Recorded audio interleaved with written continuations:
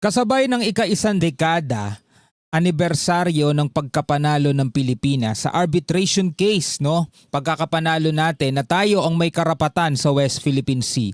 Naglabas naman ng China ng kanilang AI cartoon, mga tol, kung saan ay, ewan ko kung napanood nyo na to mga tol pero siguro mas maganda panoorin nyo na lang tapos kayo na lang bahala mag-react. Huwag na lang kayo masyado magbabasa ng mga comment dahil baka ma-high blood kayo.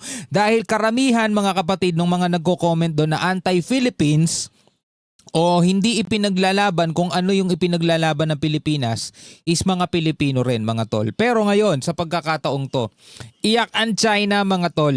Matapos alalahanin ng 14 nations kasama na dyan ng Pilipinas dito sa ika-10 taon ng pagkakapanalo mga kapatid o ng ating arbitral award mga tol. Ito pag-usapan natin mula naman to rito sa first post. Samahan ninyo ako mga kapatid.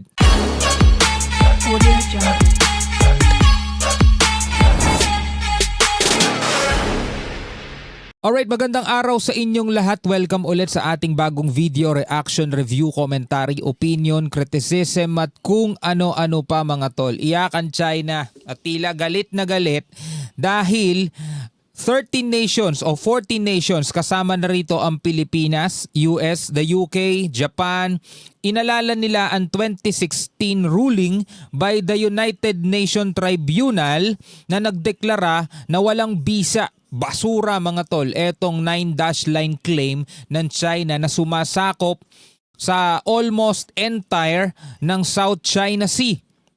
Which is yun ay pinapasinungalingan nila dun sa cartoon at sinasabi nila bago pa man daw ang ating mga ninuno, sila na daw ang nag-build. Nag-build ng ano na yan from scratch. Sabing ganun dun sa cartoon. Well, panoorin nyo na lang mga tol. Ilalagay ko na lang yung link sa ibaba ng cartoon na yun. Panoorin ninyo. Eto, samahan ninyo ako mga kapatid. Pag-usapan natin tong balita mula rito sa first post. Our next story is about China, or rather it's about Beijing's bullying. Over the weekend, the Chinese government threw a fit because 14 countries decided to commemorate the 10th anniversary of a landmark ruling. Ibig sabihin, official na inalala, inonor nila etong pagkapanalo, etong UN Tribunal ng Pilipinas na nagpapawalang bisa dito sa 9-dash claim nila. A ruling that went against China and countered its bogus claims. Bogus claims! On the 12th of July 2016, a UN tribunal ruled that China did not own the entire South China Sea region. Kasi mga kapatid, kung titignan mo na lang ito binibigyan lang kasi natin to ng reaction. Di naman ako nagbabalita sa inyo. Binibigyan lang natin ng komentaryo at reaction ng mga balita. Kasi saan ka naman ba nakakita ng isang bansang nagmamay-ari ng isang buong karagatan mga tol? Imagine that. Diba? Ang kiniklaim ng China, ito kung nakikita ninyo rito sa gilid na yan, yan ang may guhit na kulay red na yan, yan yung tinatawag nilang 9-dash claim. Actually, 10-dash claim na nga yan 10-dash line. Na sumasakop mga kapatid sa halos kabuuan ng South China Sea. Hindi lang Pilipinas ang apektado dyan mga tol, maging etong mga bansa na nandirito sa paligid na yan. Kasi eto Pilipinas yung kulay asul. Siyempre may iba pang mga bansa rito, Brunei, Malaysia, yung iba pang mga bansa dyan. Ngayon mga tol, Pilipinas, tayo kasi yung nag-arbitrate niya noong 2016 para lang ipakita sa China na bogus talaga yung kanilang claims. Kaso nga, hindi nga sila marunong rumespeto sa international law. Ano pa bang aasahan natin sa kanila? It ruled that other nations around the sea had some rights as well. Sounds logical enough, right? Tama. Well, not for Beijing. China is determined to... Well, not for Beijing. Hindi logical yan para sa Beijing. Sounds logical enough, right? Well, not for Beijing. China is determined to keep flouting international law. And now it is outraged that some countries have actually backed this ruling and have asked China to stop bullying its neighbors. Our next report is all the details. Diba? Eto mga tol, international media to Kaya nga nakakahiya doon sa iba nating mga kababayan pa man din natin, Pilipino pa man din sila. Pero kung mababasa ninyo yung mga comment dito sa post na to ng Chinese Embassy. O limbawa, etong GenTQ na no. Ba't kamukha ni Tariela ang crab? O, di ba? Kung sino pa yung ibang mga Pilipino rito O, The crab was actually the Chinese yun. Buti naman may nagsasabing ganyan. Yan. The crab reference is absolutely hilarious. It perfectly captures the mindset of so many Filipinos living in their own fictional Imperial Manila. O, sabing ganito ni Direk Elaine Davao. My goodness! So eto, binasa ko lang yung comment niya mga tol ha. So balik tayo dun sa pinapanood natin.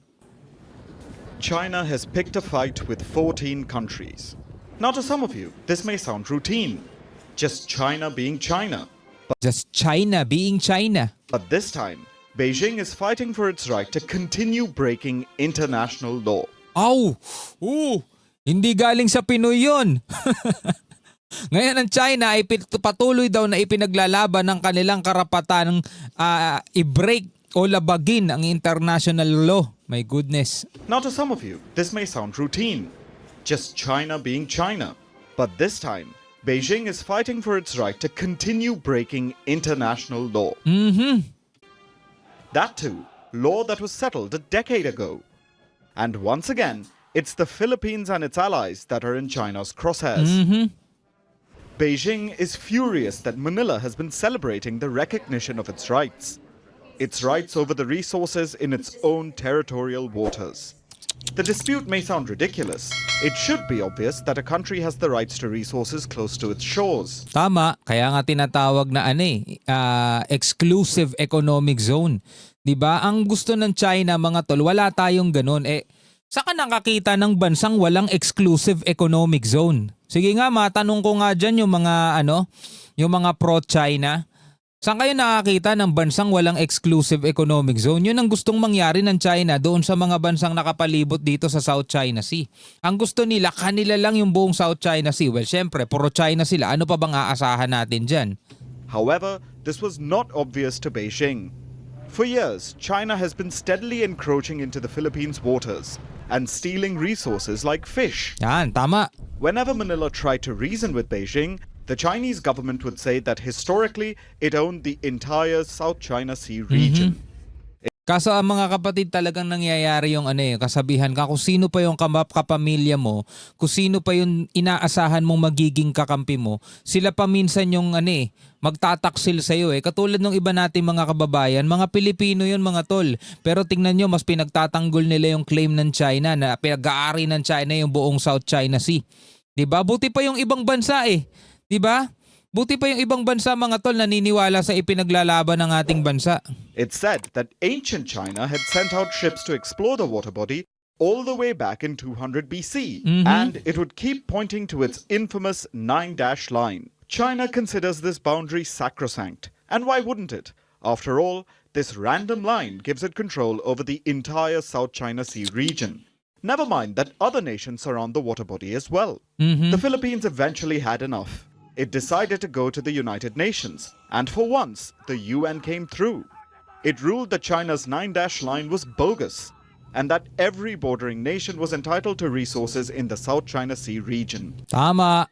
Especially when those resources fell within a country's exclusive economic zone. Tama. That's the area that extends 200 nautical miles from a nation's coastline. It was a major victory for the Philippines, and the victory came all the way back in 2016. The Philippines just celebrated 10 years of the ruling. 2016 arbitral award permanently illuminated once murky waters. Maraming salamat dito sa first post sa tamang pagbabalita. Sa tamang pagbabalita. Award permanently illuminated once murky waters. It stands as a landmark triumph of peaceful dispute settlement. This award is final. It is legally binding. It is not a mere statement of policy. It is not subject to negotiation or compromise. It is an unshakable, permanent anchor of our rules-based international order. That should have been that. Disputes in the South China Sea region should have been put to bed after that decision. Tama di ba? Dapat wala nang dispute dyan. Dapat matagal nang tapos yan matapos yung decision na yun. Di ba? Ayaw naman ni arbitrate ng China yan. Ang ginagawa nila is ginagamitan nila tayo ng puwersa, binabraso nila tayo. Kasi alam nila sa sarili nilang hindi sila mananalo sa arbitration Alam nila kasing kalokohan talaga yung pinagsasasabi nila na magpahanggang dito 47 nautical miles mula sa ating kalupaan, nandiyan na yung barko nila eh. Diba? Kumbaga mga tol, ito para mas maunawaan lang nung iba natin ang posible ba na hanggang kabilang barangay inaangkin mo bilang bakuran mo. Napakayaman mo naman noon, 'di ba? At napaka illogical naman talaga kung iisipin mo. Ano yun, ikaw yung nagmamayari ng isang napakalaking lupain? Eto, hindi naman lupain to eh, karagatan to eh. Sila ay nagmamayari ng isang napakalaking karagatan dahil ang dahilan nila ay naglalayag na dyan yung kanilang mga ninuno nung araw pa, nung unang panahon pa naglalayag na dyan ang kanilang mga ninuno. So porket naglalayag ang kanilang mga ninuno dyan, kanila na yan. Sino nagbigay sa kanila? Yung mga ninuno lang din nila. So yung mga ninuno nila inangkin. Atin na to kasi naglayag tayo rito eh. So hanggang sa mga susunod na henerasyon magiging atin na to. Ganun ba yun? Diba? But when have things ever been that simple with Beijing? China has repeatedly stated the so-called ruling is illegal, invalid, and has no binding force. China neither accepts nor recognizes it, and we will not accept any claims or actions based on the ruling. So napakalinaw ng kanilang stand at talagang hindi nila kinikilala, hindi nila tinatanggap etong ruling na to. Para sa kanila yan ay invalid, walang bisa mga tol. Pero syempre, international law is international law. Kahit sabihin natin mga tol na hindi nila kinikilala yan, well, ang tanging magagawa na lang talaga ng gobyerno ng Pilipinas at ng ating mga like-minded nation, tumindig. No, tindigan kasi mga kapatid, kapag hinayaan natin sila, susunod niyan Palawan, susunod niyan Batanes. Kasi tingnan niyo nitong nakaraan, 'di ba? Batanes ang target nila, kanila din daw 'yon. Kanila din daw 'yon mga tol. O, lahat na lang kanila. Ngayon, bilang mga Pilipino, ano ang inyong masasabi tungkol dito? Pwede kayo magbigay ng inyong sariling komento, ng inyong sariling reaksyon sa comment section sa ibaba. Hanggang sa muli. Peace out.